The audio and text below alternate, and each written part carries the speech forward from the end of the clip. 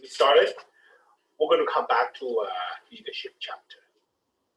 Last time, I talked briefly for leadership chapter, the personal trait, okay, by theory, by academic, very difficult to prove, okay, whether you are a good leader or not, because personal trait, discipline, self-confidence, vision skill, we cannot find out.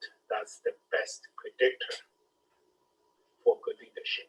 What's important is you have to see who you are leading, what kind of company, the corporate culture. So today, we will start to introduce you the contingency theory. Okay? To be a good leader, you have to fit into the company very well. So 3 major things. Number 1, what kind of power, what kind of things they give you. Don't have a lot of power, how could you be a good leader? Even you are a great leader, you don't have the power. Second thing, task structure. It's very, very organized structure, loose structure, centralized structure. Task structure is important. You don't understand that, how could you be a good leader? The third one is what? Membership and management relationship. If the company have very hostile relationship against the management team, difficult, very difficult for you. They just don't trust the leaders. They just don't trust the managers. If the company has a very nice, super relationship between the entire team, subordinates, and managers, you have an easy job to do. Okay? So we will talk about continuing theory in a few minutes. Last time, I mentioned a company, Costco. Okay? Anyone remember how can a Costco can become top 50 companies? I believe it's 14, but I don't remember the detail, of the United States Fortune 500 with revenue $150 billion every year and a lot of substantial members. Okay, and Costco is a membership warehouse store. Number 2, second largest, next to the Walmart globally. Okay, how can they be so good, so big in short period of time? 92 million people, 150 billion sales. Anyone remember? And the bottom, the chat. Could you type something? Okay. I remember you talking about their employees are treated really well, with just health insurance and a lot of benefits to work in there. Thank you. That's great. Okay, Jerry, that's correct. For the management professor, okay, and in this case, we have a case. That's why I discuss it. $17 average hour wage compared to Walmart in Arkansas. Walmart, you have to see state by state. Arkansas is between $11 to $12.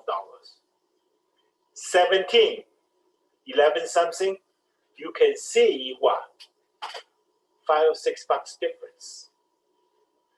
And you are right, I also mentioned about the benefit. They don't mind giving you the health benefit. Walmart, you ask your manager to give you health benefit. No, they try to what? Squeeze your time, 35 top. Because they don't want you to have too many hours, so you ask for the health benefit. But in Costco, they'll be glad to give it to you. 28 hours, 30 hours, you want the benefit? After 3 months, they give it to you. So they take great care about their employees, plus training, plus different things. So you can see a lot of their employees so happy, energetic, smiling face all the time. Once they get into the Costco, they don't want to leave. They want to be assistant manager, they want to be manager, they want to stay their career with Costco.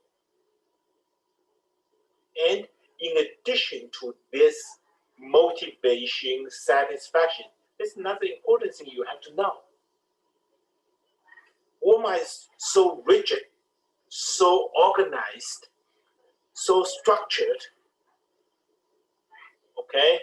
And people are not happy, employees are not happy. So there are tremendous lawsuits. Okay, people left Walmart with anger, with unhappiness. They sued the company for harassment. They sued the company for what? Disability. They sued the company negligence. So Walmart spent a lot of other money. They saved the money tremendously from the wage payroll with the employee, okay? They didn't pay employee that much, but they pay a lot of lawyers and a lot of lawsuits and court and the fines and everything. Also, they keep on recruiting, training employee all the time.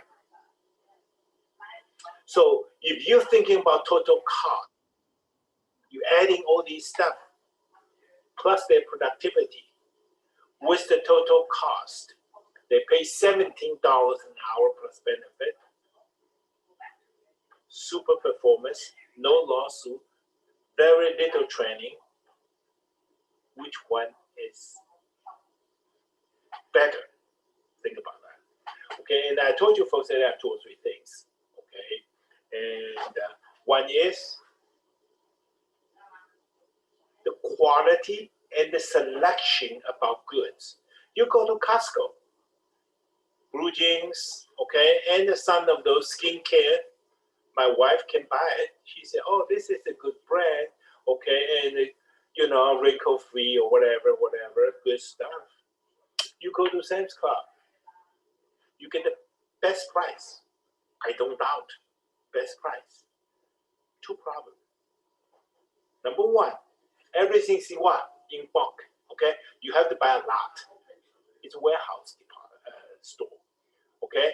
So me and my wife, 2 older senior citizens, we don't need to buy so much meat or so big stuff. Not very useful, not practical. Second thing, everything they try to sell is what? Lower end. Sometimes we need something nicer or better. But what? No. If you want the toilet paper, whatever, that's good. Because we can save the toilet paper for later on. But for the meat, a lot of other things, too much. Costco, quality, selection, number 1. Last time I mentioned to you. Number 1, organic food provider of the world. Number 1, beef, high quality beef of the world. Number 1, wine selection, wine sales of the world. Number 1, chicken of the world. They focus on high quality stuff.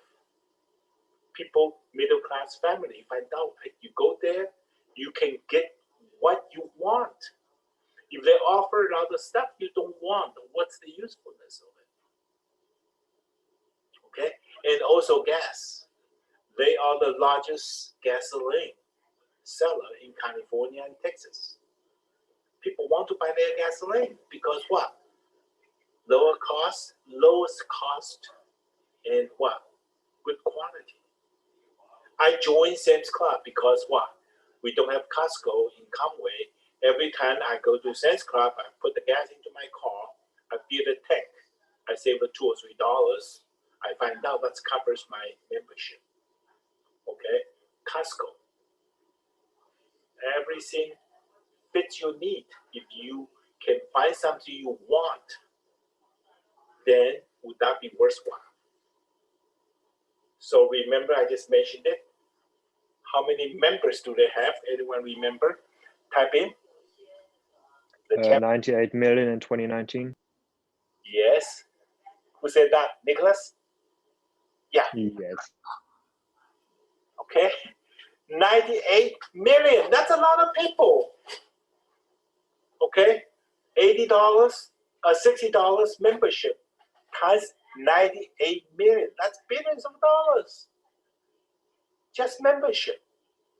Okay, and last time I used some wrong comparison. I say, in the US, we only have 300 million people. So almost a third of people are members. That's wrong. That's impossible.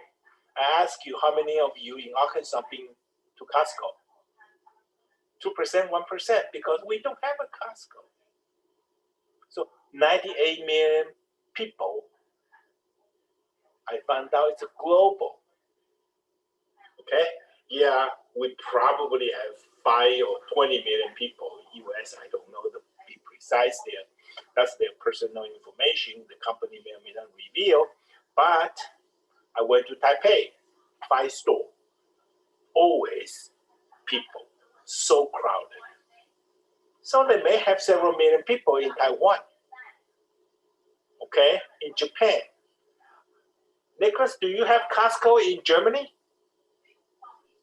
Not that I know of. We have something else. It's basically the same principle, but it's not called Costco. Is that the French store? No, we have something called Metro. I don't know where it's from. Oh, okay. So it's a very interesting company. And the last thing I want to mention is what? 15% markup. I went to Walmart, I went to anywhere to shop. I always try to figure out, is it expensive or it's reasonable, right? I don't want to pay extra unless I have to. So I will think about, this same stuff, can I get it from Amazon cheaper? Can I get it from somewhere cheaper? I went to Costco. I turned out my computer in my mind. I can buy anything. Because they have what? 15% profit ceiling policy. If you pay this stuff for $100, you know what?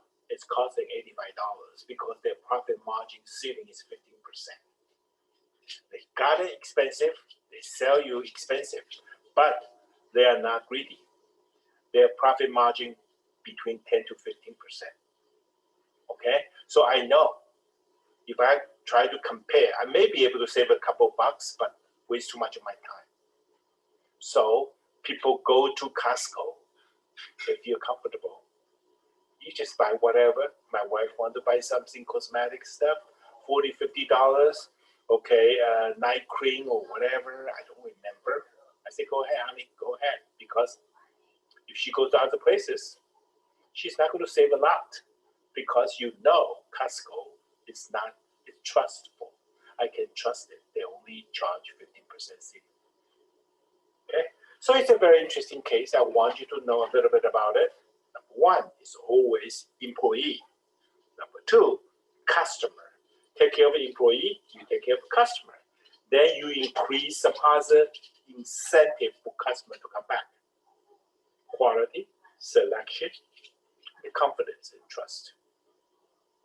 Okay, so Walmart has been number one for years, but they are nervous. Amazon is competing, Costco is competing. Okay, and of course we still don't have Costco in Conway, Arkansas, or in Kaya, Arkansas. But whenever you graduate, you get a job. Okay, you work in Texas, in Dallas or Houston or some other city, San Antonio. You'll find out there's something called Costco.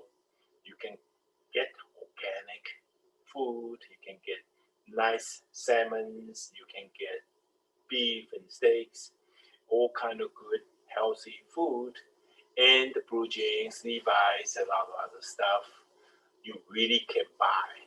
Okay, so I don't know what I told you. We go to Walmart Sam's Club in average. Okay, we don't spend more than $100, except we have a large item to buy. I went to Costco in Texas with my wife a couple times. It's $300, $200 bill. Okay, but we don't regret. We think it's a good deal. Okay, so after that, let's get started. I think Costco is a very interesting case. That's why I mentioned it a bit longer. You have to learn this case. And now, let's go to the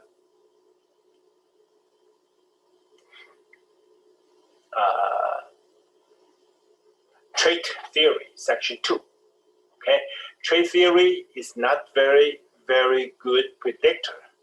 Okay, and you really have to see more stuff. So section 3, we talk about contingency theory. I mentioned briefly in the beginning. Okay, this is by a person called Fred Fielder. Okay, contingency theory, and you have 3 major things. Situational characteristics is important. How good you are as a manager really is a combination about your leadership and situation characteristics. Situation, we talk about 3 things. Position power. How much power you have with this position you have. Task structure.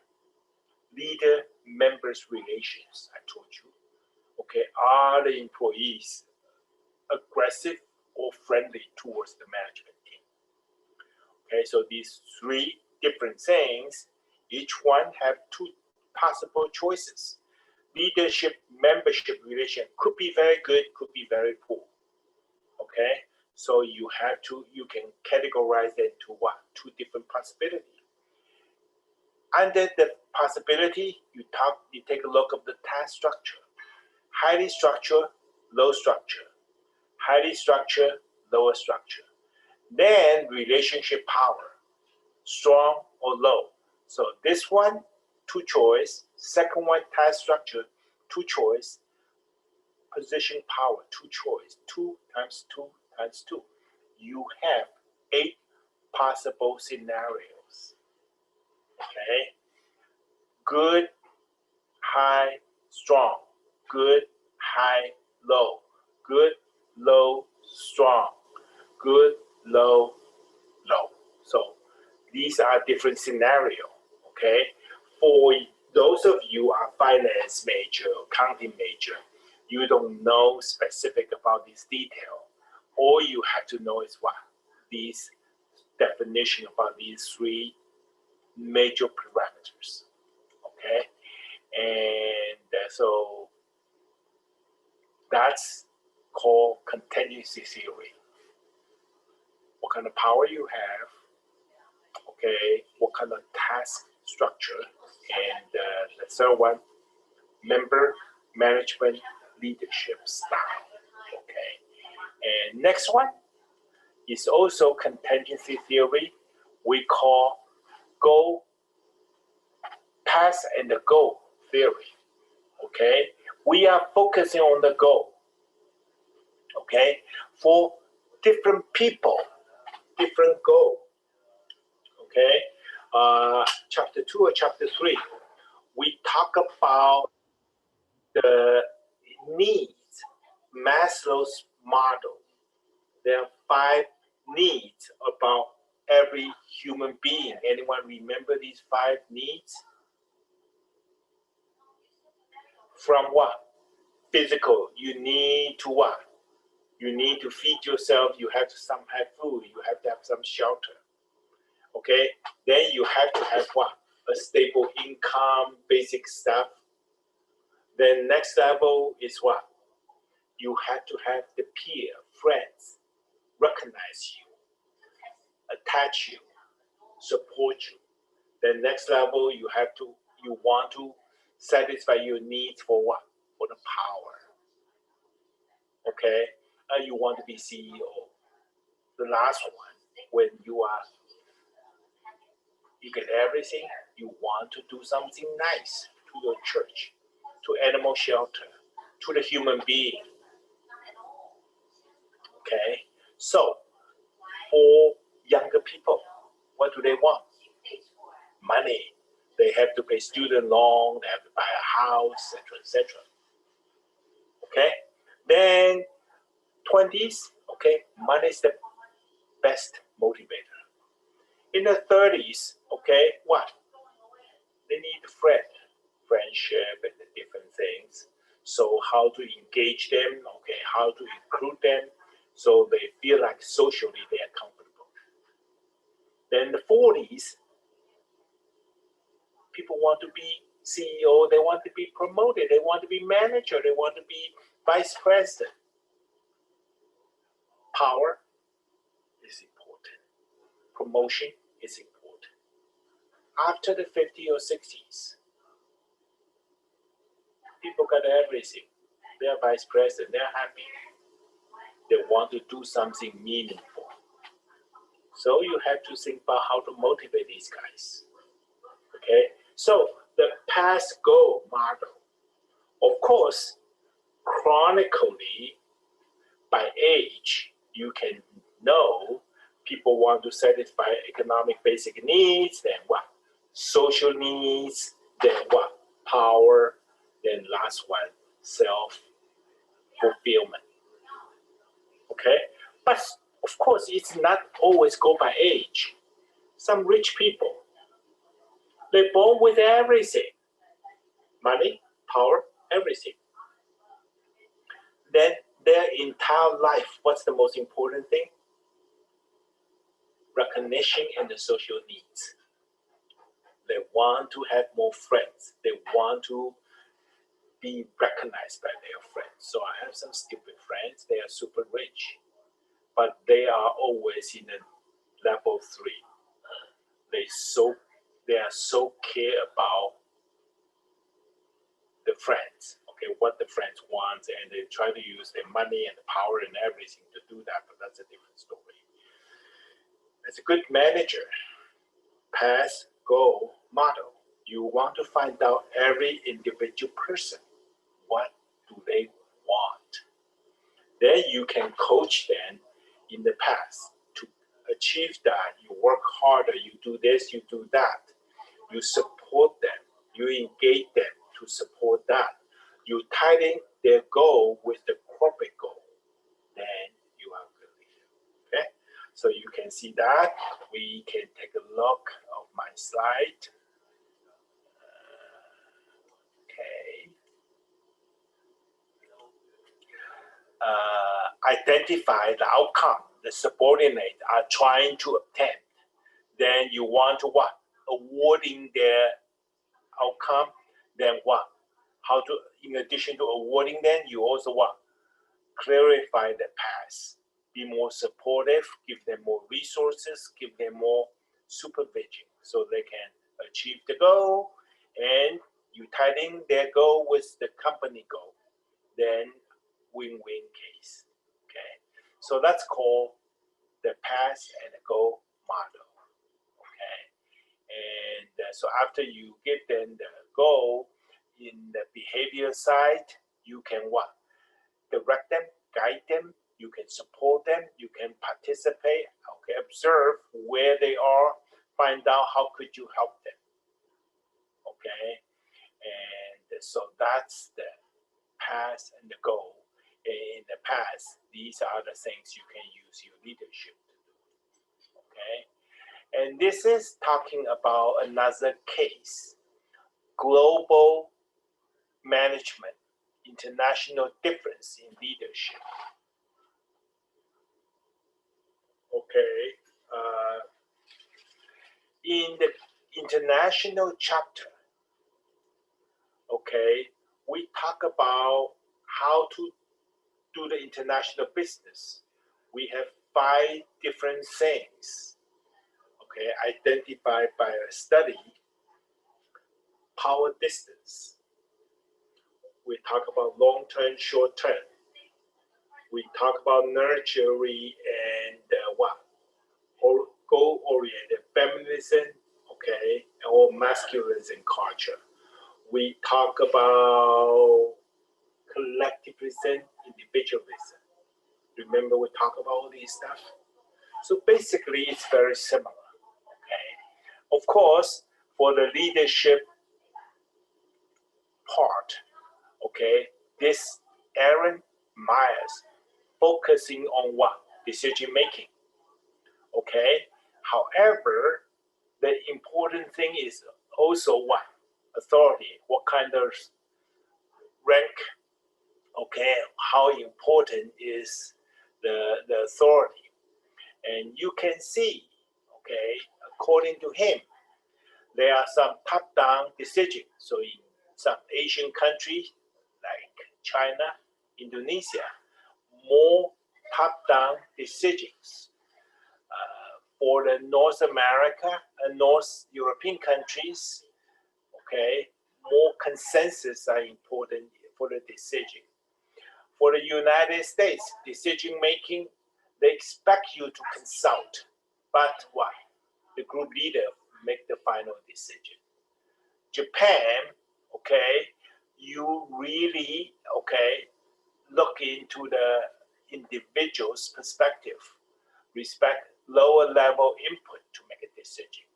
So all these decision making, okay, has something to do with what? The power distance. Okay, we talk about the power distance, inequality, bureaucracy. Okay, how much bureaucracy? We talk about what? Collectivism and what? Individualism. Okay, so you can see the two studies what? Still very related. Okay, of course, this article is more focusing on power structure, decision-making process, but collectivism, individualism, okay, and the power distance, and the masculine or feminine, talking about both nurturing or what? Goal-oriented nature. All these stuff already been done by other research.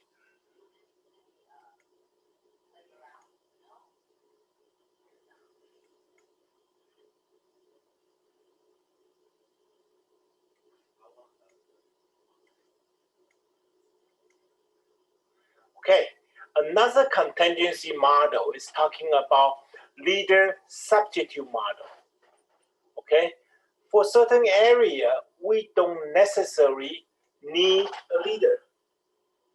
Okay, if someone or the employee are highly educated, self-motivated, do you really need someone to monitoring, to supervising them?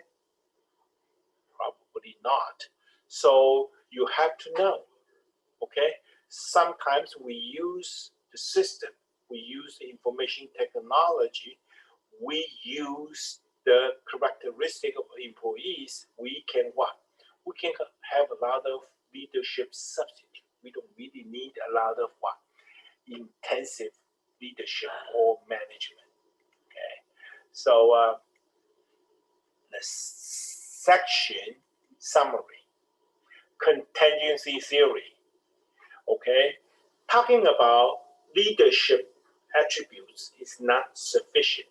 You really have to consider the organization and the members in that organization. So we started with the contingency theory by Fiedler, okay?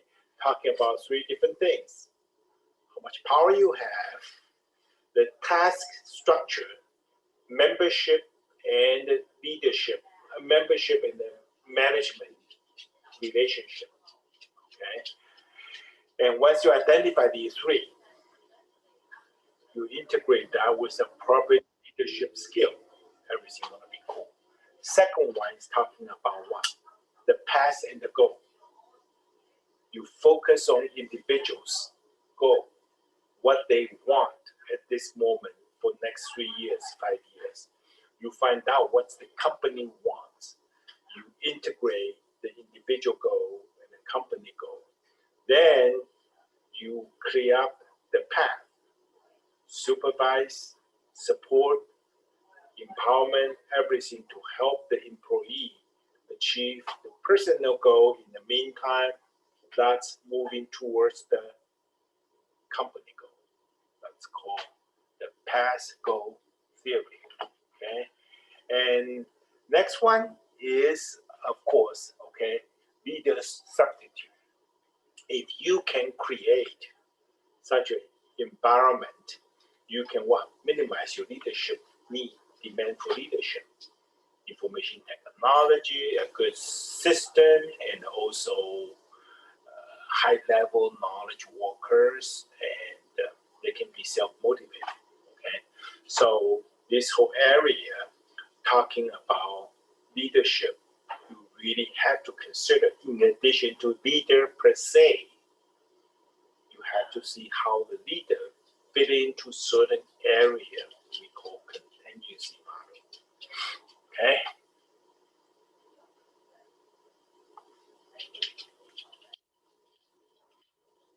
Next one, talking about transformational leadership.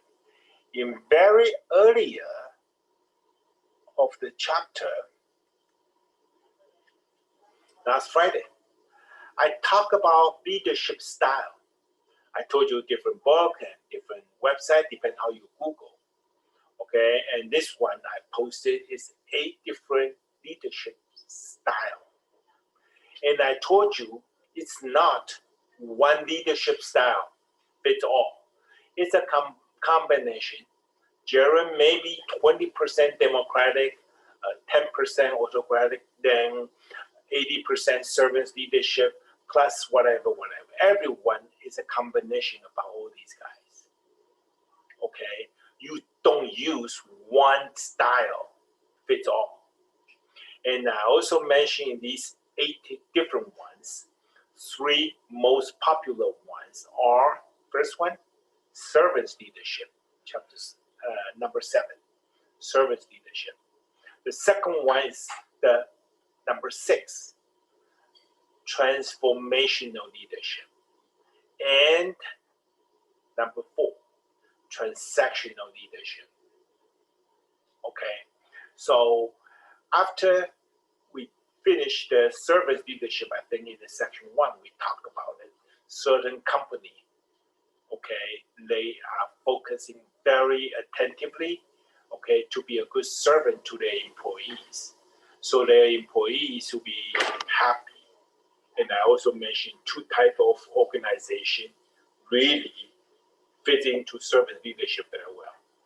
Number 1, education. Number 2, hospital. All those doctors, they are super, super smart. You serve them right, they are happy. They can what? Take care of more patients. They can be a better surgeon. All those stupid professors with a PhD, you want to tell them what to do, go back to your corner. You serve them right, they are happy, they can teach right, they can do research right. Okay? So for certain things, certain type of company, especially highly educated, high-tech, especially educational institution, especially hospital or medical institutions, you use what? More servants leadership. You serve them better. You focus on how to helping them. That's important. Now, this section, we are going to talk about the transformational leadership. What is transformational leadership?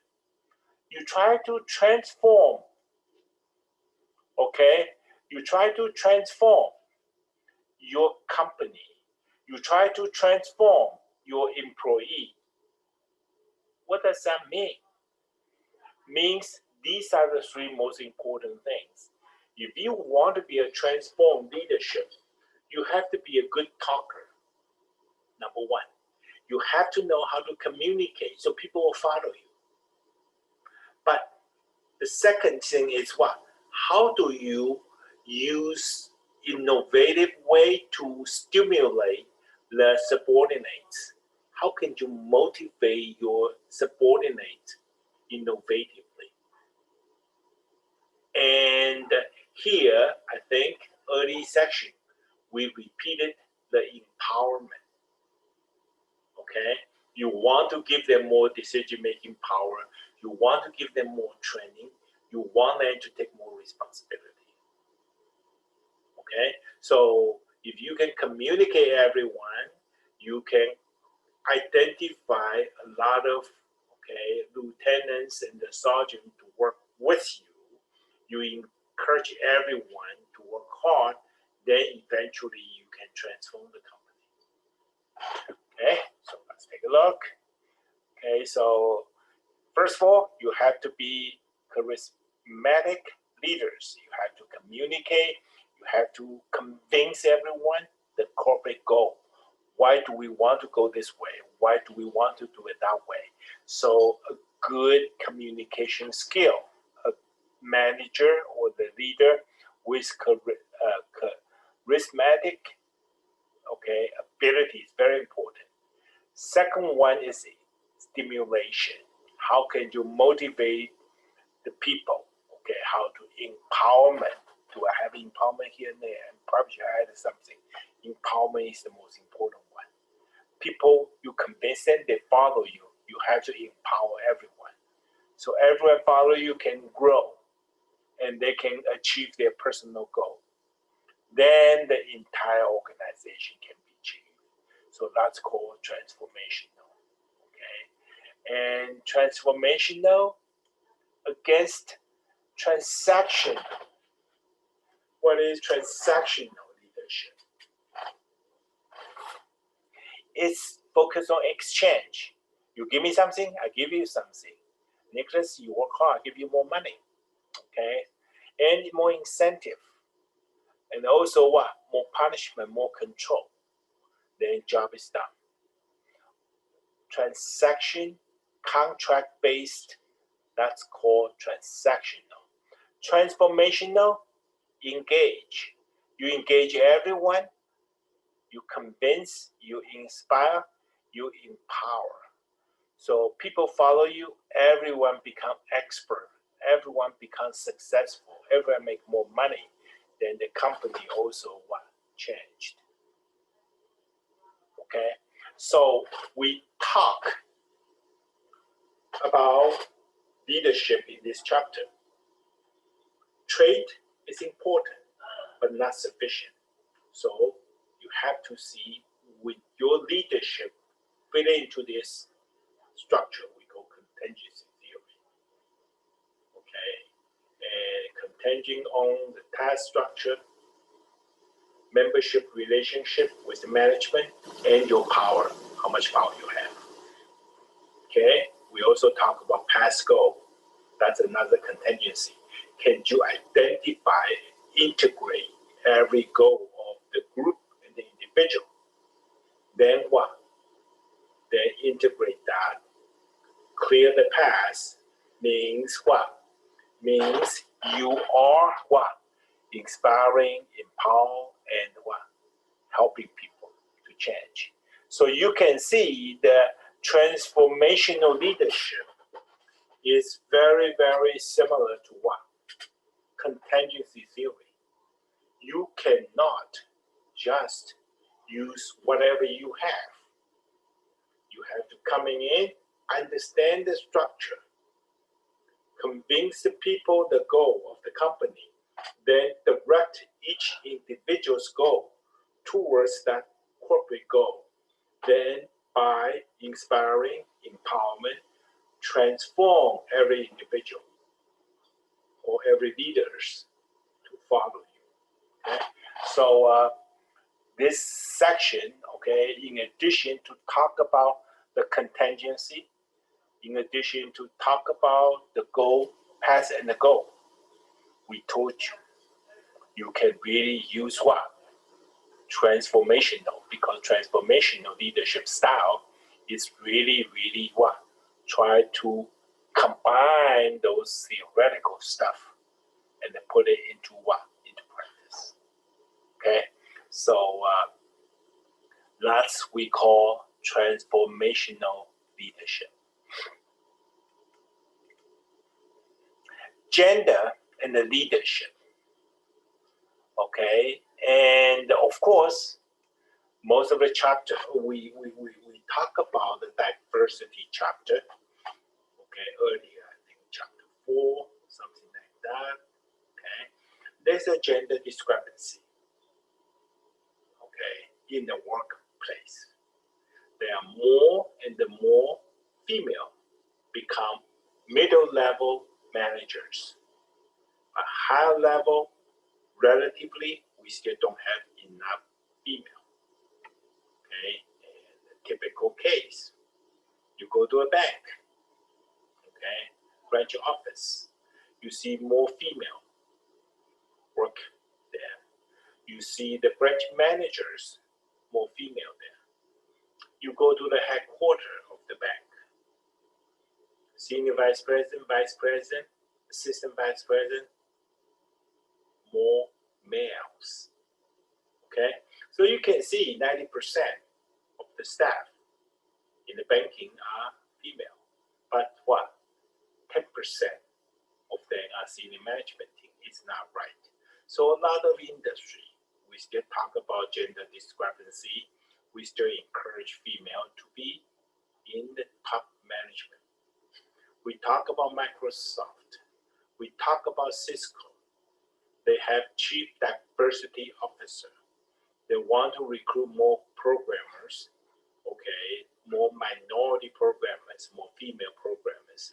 They want to recruit more minority managers and the female managers. So gender is still an issue there. Typically, we have some perception, or you can call stereotype, but in general, that's reasonably true. What kind of advantage female has to be a manager? Females are relatively more willing to listen to people instead of making a decision. A lot of males, guys, want to make a decision by themselves. They might ask a couple questions, what do you think? But they don't really listen carefully or really take a lot of people's opinion. They make decisions. Female, on the other hand, are more willing to listen, okay, and discuss and try to understand the things more thoroughly. Female may be more detail-oriented, okay? So really depends upon what you want. There are a lot of tendency. People want to hire female as a top leader, CEO or senior manager. So female are more nurturing, supportive, and focus on interpersonal skill. Males are more directive, focus on what? Task accomplishment. Ruthless, done. Okay, so it's sort of, okay, different style. Okay, and you can read it. So you can do that. And emotional intelligence, that's also important. Okay, and so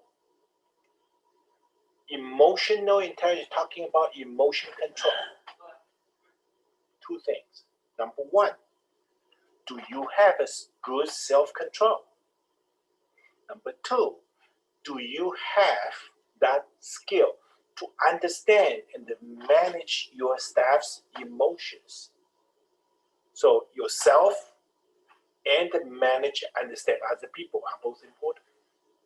Someone came in late, get a flat tire, bad moved. You have to have some compassion to understand it. Someone come in, bad move. His daughter is sick. You have to have some compassion to understand it. You cannot say, hey, you have to give me this report. It's bad timing.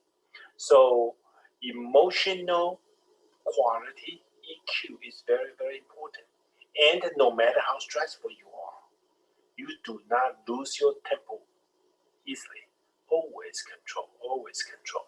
So EQ, okay, also very, very important, regardless of your personal trait, your personality style. You have to have a good EQ.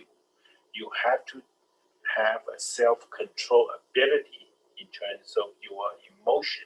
You have to have the ability to understand other people's emotion. Okay? Then demonstrate a good leadership of yours. And okay, this is talking about the steps. Okay, talking about case study. Okay, being a high EQ leader, what are the important steps?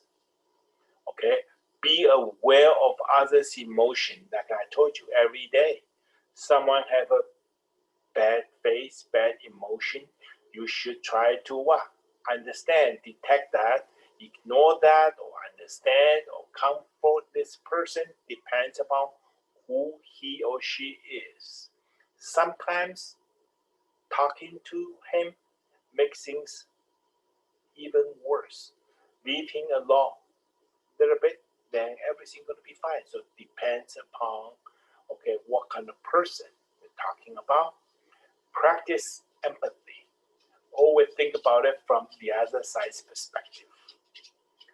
Number 3, listening is important. Okay, you have to listen.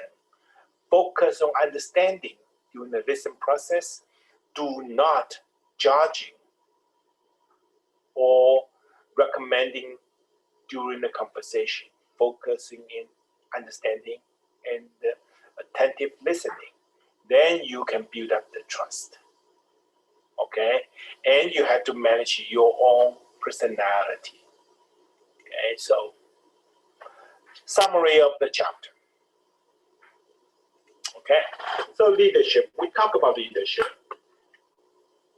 Personal trait, important. But more importantly, what kind of environment you are getting into it continues this theory.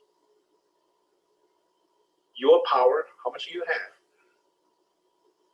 Management, employees, relationship pattern. Aggressive, good, bad, and task structure. What kind of task structure? Standard operation procedures. Do we need a lot of supervision in this area or that area? Maybe in this department, we don't need a strong leader. In this department, we do. So you have to know the task structure. Second thing is what? Goal and path. What's the corporate goal? What's the individual goal? How do we tie together? Then in the path, how to achieve the personal goal as well as the organization goal. Supportive, or participation, or whatever. So EQ comes in, empathy comes in, listening skill comes in. Okay, leadership style. 2 or 3 major ones. Servant leadership. Always be humble. Serving your staff. Servant leadership is very important. Second one, transformational leadership. Be a good leader, communicate. Identify the goal, justify the goal, convince everyone, agree with you with the goal. Then understand individual's goal. Then tie into the individual's goal with the corporate goal. Through empowerment, coaching. You give them ability, help them to learn, help them to transform. Then you can transform the company, then you can be a big winner. Okay, so that's the end of the chapter 14. Wednesday and Friday, we have 2 important chapters. We will be talking about communication, negotiation, and what? Corporate politics, how to play corporate politics, and how to negotiate. Okay, these are the 2 very, very important things that we will cover on Wednesday and Friday. Please remember, next Wednesday, 2 things. Number 1, first group going to start presenting. So you have 10 days, okay?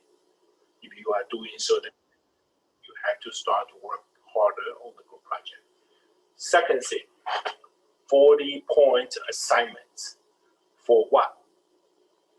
For your assessment, ethical assessment paper, ethical decision making.